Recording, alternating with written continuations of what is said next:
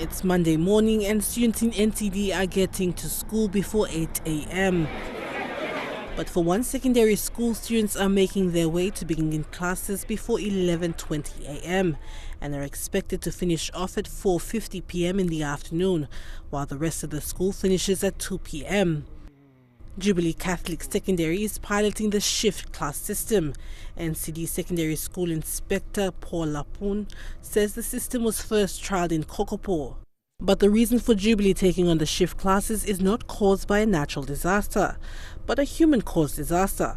In 2018, the number of grade 8 students that passed out in NCD had increased to 1,500.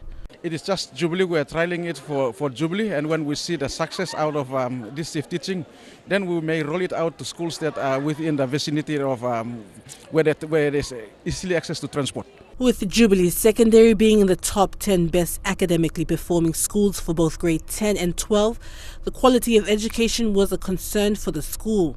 Deputy Academic Principal says an additional 4 teachers were brought on board to assist and ensure quality was not compromised. Extra resources are actually needed, particularly in terms of the teachers. So what we've done is we've actually engaged what we now call assistant teachers, who actually help us with the afternoon classes, and they basically concentrate on that, although there are teachers who actually teach both in the morning shift and in the afternoon shift as well. So it's quite a challenge. But what stands out with the shift classes at Jubilee was that the school does not have the infrastructure. The shift classes being held at the school hall, the library, and any available area in the school. The principal, Bernadette Ove, is showing us an incomplete classroom that was supposed to be built in 2012 under the Rehabilitation Education Sector and Infrastructure, also known as RESI. If this classroom was completed, we should not be running shift classes. But because of some challenges that occurred between the Department of Education, through our NCD Division of Education Services, and the contractor, this project is left abandoned since 2012.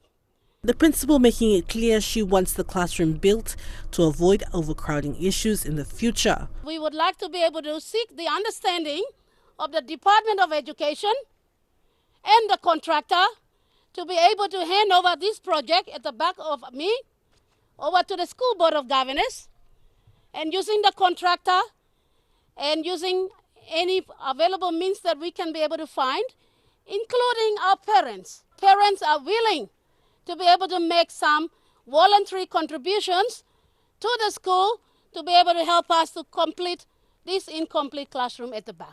While shift classes may be a solution and assist in having more students complete grade 12, it comes at a cost of the school requesting for better infrastructure, as the TFF component for infrastructure not being able to cater for the influx of students. Adelaide Siraks Kari, National, MTV News.